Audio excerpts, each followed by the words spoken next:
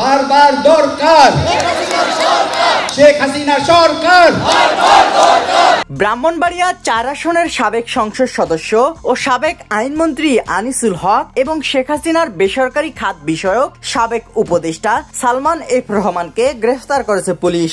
মঙ্গলবার রাজধানীর সদরঘাট এলাকা থেকে তাদের গ্রেফতার করা হয়। নিউ মার্কেট থানায় দায়েরকৃত মামলায় 2 নেতাকে গ্রেফতার দেখানো হয়েছে। ডিএমপি সূত্রে জানা যায় সালমান এফ রহমান ও আনিসুল হক পালানোর চেষ্টা করছেন। গোয়েন্দা সূত্রে এমন খবরে রাজধানীর সদরঘাট এলাকায় অভিযানে যায় পুলিশের একটি দল।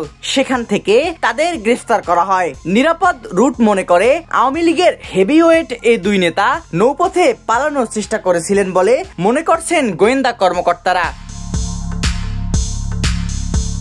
কোটা সংস্কার আন্দোলন ঘিরে ছাত্র জনতার অভ্যুত্থানের মুখে গত 5 আগস্ট পদত্যাগ করে দেশ ছাড়েন শেখ হাসিনা। এর পরপরই শেখ হাসিনা সরকারের মন্ত্রী ও আওয়ামী লীগের অন্য নেতারা আড়ালে চলে যান। সালমান এফ রহমানের আজ গ্রেফতার হওয়ার খবর এলেও ভারতীয় গণমাধ্যমে এর আগে দাবি করা হয়েছিল তিনি শেখ হাসিনার সঙ্গে দেশ ছাড়েন।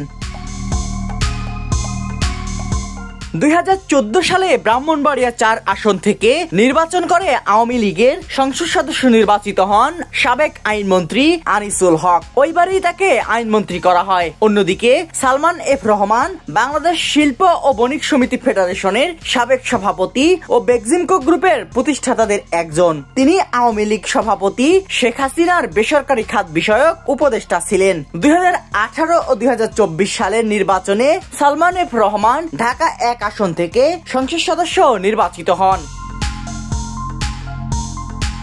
সাব্বির হোসেন, সোনালী নিউজ।